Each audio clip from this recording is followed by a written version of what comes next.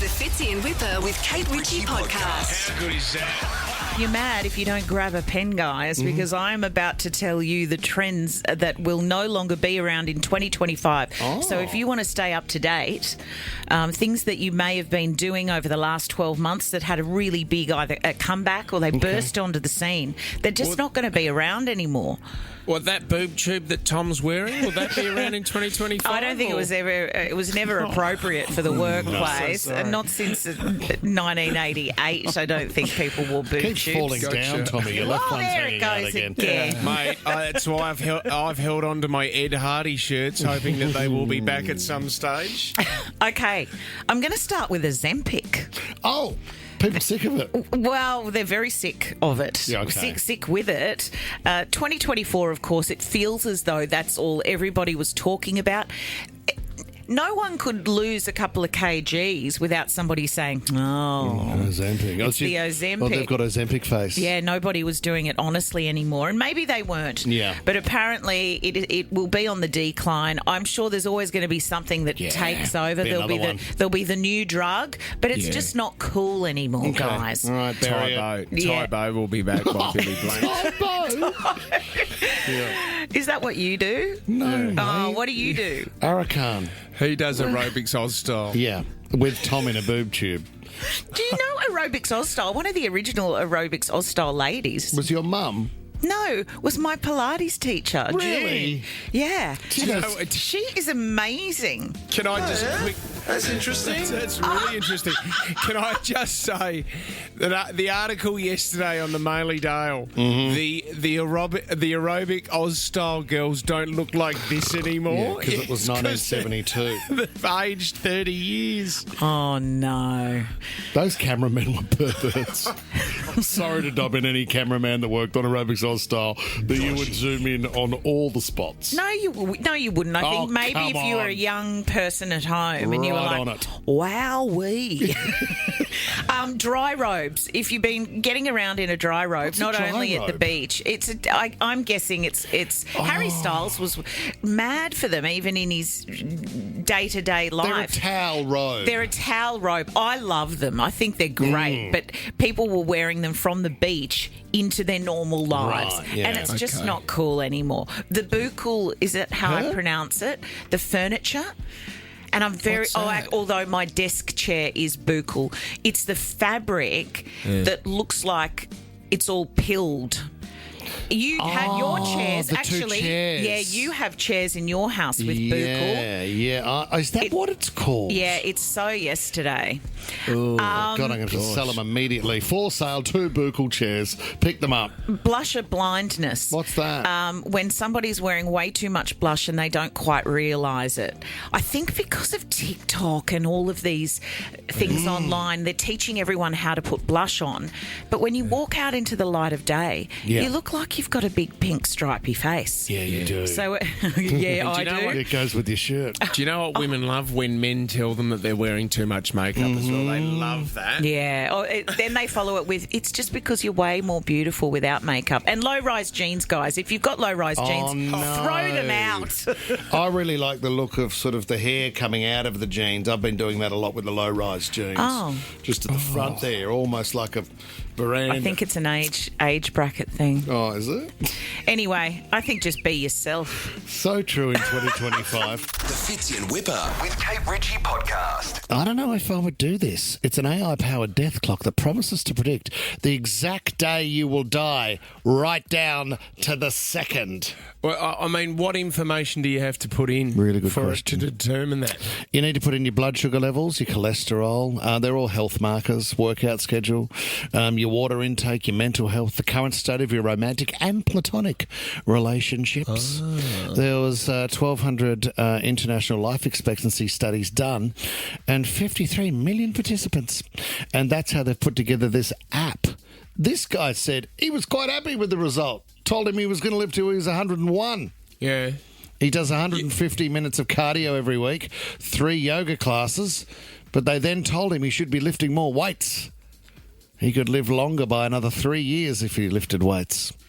You can't predict that truck that's coming around the corner, though, can you? Well, that's a little bit, as you trying to dart across the road there, and all of a sudden there's a semi.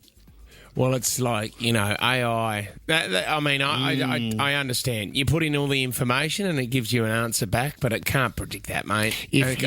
Unless you say, I don't like trucks coming around corners, and then they go, you can get hit by one in a couple of weeks. Let me put that into the system and we'll register the fact that you can stay away from trucks. Would you know if you could know, Ryan James?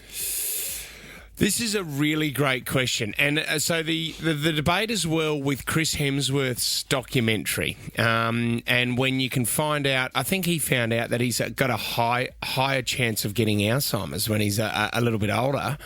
Keep your sneezes. That's your third one coming in. But yeah, I don't know if I want to. I don't want to know. I don't want to know because I don't want to change the way I live my life. And that's a little bit like the genome mapping that they talk about that kids can access these days. And it kind of builds in the genetic traces in your family. So if there's heart condition, you just wouldn't want to grow up any differently than you do if you knew you had an issue. Can we get Ollie to come into the studio? Because Ollie got on the death clock last night. Unfortunately, he hasn't got long. He's got about an hour, I think. Well, is that a nightclub, the Death Knock? Or No, the Death Clock. No, this is the AI app. Ollie, so you had to fill in all the information, your cholesterol, everything, workout schedule, how many times I eat vegetables, how many drinks I have a week, if I have any kids, married, divorced, single. Yeah, right. Okay. How many kids do you know about? Zero. Okay. Zero is what I put down. What do you think?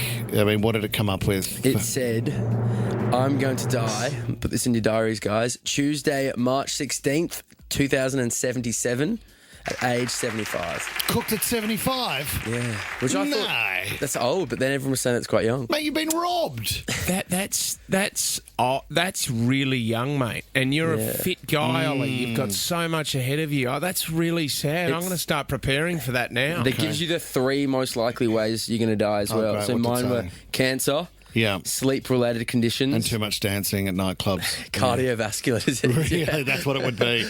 Too many vodka Red Bulls. Too many thrift shop dancers. Can we speak at your funeral? Are you all right with that? Right, mate? Will you guys be there? Yeah, I think we'll be there because if you're going early, I'm doing 100 for sure. I'm going to tick over a ton, without a doubt. Maybe a hologram or AI thing. Oh, you or me?